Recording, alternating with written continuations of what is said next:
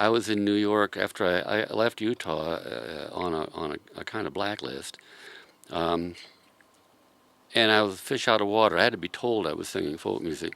And I wound up in New York City, and there was a fellow there that was going to manage me and Rosalie Sorrells. We were assured he was the most honest manager in New York City. It took me a year to figure out that scrupulously honest in New York City was a jailable offense elsewhere.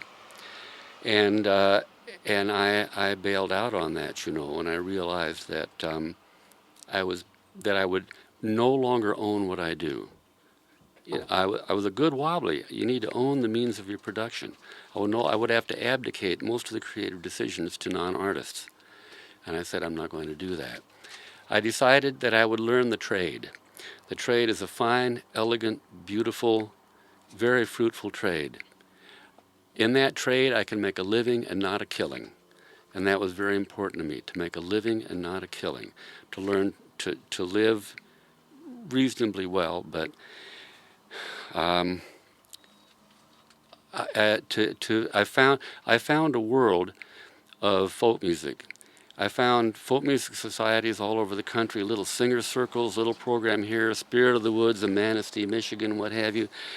And these were people whose part of their pattern of social responsibility was being committed to making sure folk music happened in their community. Like you might work for United Fund or Muscular Dystrophy. And so I would come into town to do a concert as a partner in that effort. So the past 35 years I've been in this trade, I had no bosses. That's another part of it, no boss. Oh, make all the creative decisions. And then this wonderful, glorious movement, the most healthiest one that's happening in this country, is organized folk music. People turning off those machines and getting together and sharing music and food as a holy activity. Singer circles, folk song societies, campouts, things like that. Take care of each other's kids, potlucks. It's you find that town, city for city, all happening below the level of media notice, and that's where I happen.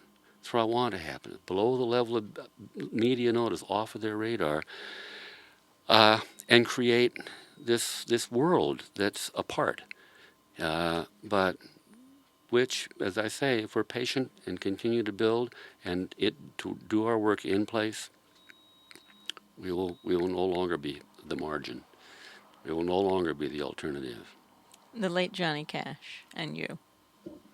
Well, John R. Cash once sent me a well, no, he called me on the phone. There was a fellow named Paul Milosevic. He used to paint with beautiful paintings for outlaw country singers down in Austin, Texas. I discovered the difference in outlaw country music and Nashville country music was that in outlaw they had dirty hats, and in Nashville they had clean white cowboy hats. And if you wanted to be an outlaw, you had to take it off and throw it under a truck at a truck stop and let it run over 4 or 5 times, and then you could be an outlaw. I knew that. Well, Paul Milosevic had taken him a bunch of songs I'd made up, and Johnny Cash said, I'd like to record these songs. And Paul said, well, you better talk to Utah first. He could have demanded a license. That's the way the law is written, copyright laws. If they'd already been recorded once, he could demand a license. But no, he's a gentleman. He called me up and said, Matt, I want to record these songs. And I said, I'd appreciate it if you didn't do that. And we talked a good deal about that. I think what I told him, I said, I don't want to contribute anything to that industry.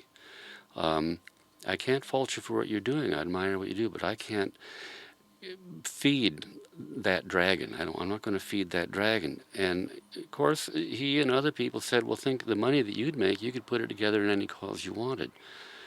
And I said, Mr. Cash, think about it, dollars as bullets.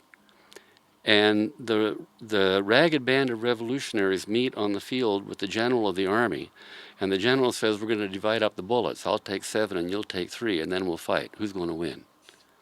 See, so, and a lot of people got on me. Malvina Reynolds was furious with me for not doing that, for not making the deal. And I was on the edge of doing it, any number of times. And finally I said, I've got to resolve this. I got a call from Santa Rosa. They were going to open a peace center. And they asked me if I'd come and sing, and I said, well, I think I can get there. And they said, by the way, Father Daniel Berrigan will be there. I said, okay.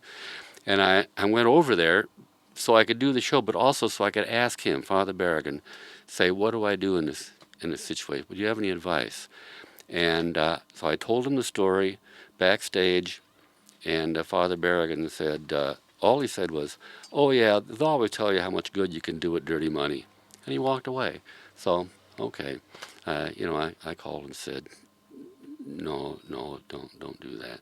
What I wound up doing was turning around, since it is mandatory licensing, is telling people who want to record those songs they make up, if they're a little label or you're self-produced, folk legacy, something like that, um, go ahead and do it. I just won't sue you.